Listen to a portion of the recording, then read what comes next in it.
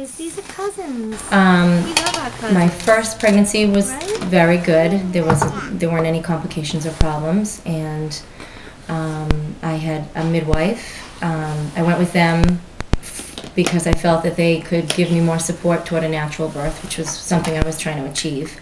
I was a week post-date, and they did their typical ultrasounds, and they found that there was low amniotic fluid. So at that point, they figured, well, we might as well induce you because you're late, and you have low fluid. And I didn't know as much about the interventions that I knew about. I didn't know anything about low fluid. Go figure. And I kind of had to go with what the doctors were telling me, and they advised getting induced, but I wasn't close to being ready to have this baby physically, so the induction didn't go well, and it caused fetal distress, and eventually led to a C-section. I was just so upset because there's that whole catch-22. You don't want to hurt yourself or the baby. You want to do whatever you can you're supposed to do so you have a healthy baby and everyone's healthy.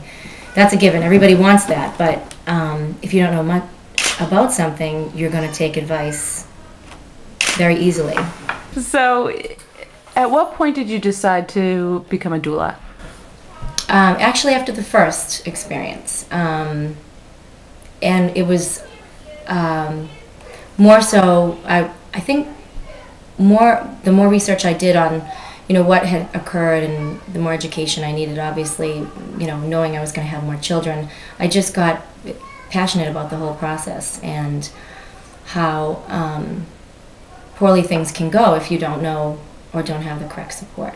The second pregnancy, again, went very well, but I was planning a natural VBAC, vaginal delivery birth. So I had never thought about a C-section. I was doing everything in my power to avoid a C-section. Everything. I had no complications whatsoever, so it was, pretty routine pregnancy, and then, except I was, again, 2 weeks post-date, and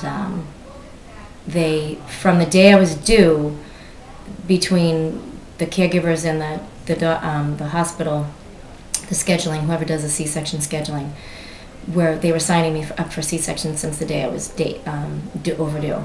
I went in for ultrasounds like every other day, and as long as they were happy with what they saw, and we were happy with what we saw, then there was no need to have a C-section. There just wasn't. But they still weren't happy with that, so I had to fight that tooth and nail till the very end, till it was exactly 2 weeks. I was post-date, and I had a C-section signed up for at 6 a.m., and I went into labor at 2 a.m.